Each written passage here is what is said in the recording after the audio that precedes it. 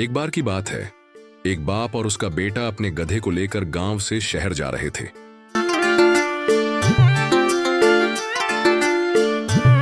रास्ते में वे तीनों, बाप, बेटा और गधा, पैदल चल रहे थे।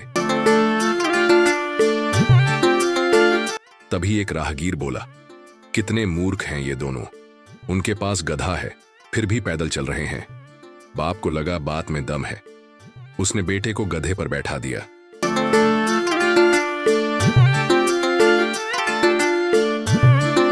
थोड़ी दूर चलने के बाद कुछ लोगों ने देखा और ताना मारा, आजकल के बच्चे, बूढ़ा बाप पैदल और खुद गधे पर मजे कर रहा है। बेटा शर्मिंदा हुआ और बाप को गधे पर बैठा दिया।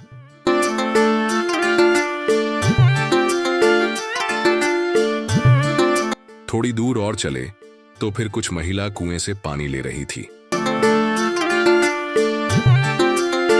एक महिला बोली, देखो, बूढ़ा बाप खुद बैठा है और बच्चा धूप में पैदल चल रहा है, कोई रहम नहीं। अब दोनों परेशान हो गए। उन्होंने सोचा कि सबसे अच्छा होगा अगर दोनों गधे पर बैठ जाएं।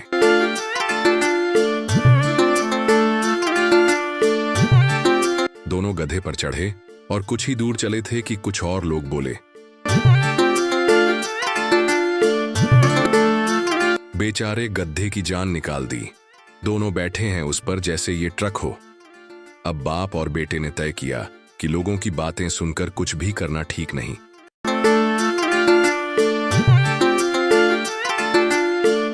लेकिन वे फिर भी गधे को बोझ से बचाने के लिए एक अजीब फैसला करते हैं। उन्होंने गधे को उठाकर कंधों पर ले लिया।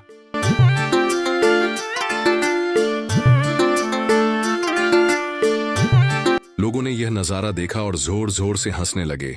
हद हो गई, अब इंसान गधे को ढो रहा है, ये तो सबसे बड़े मूर्ख हैं।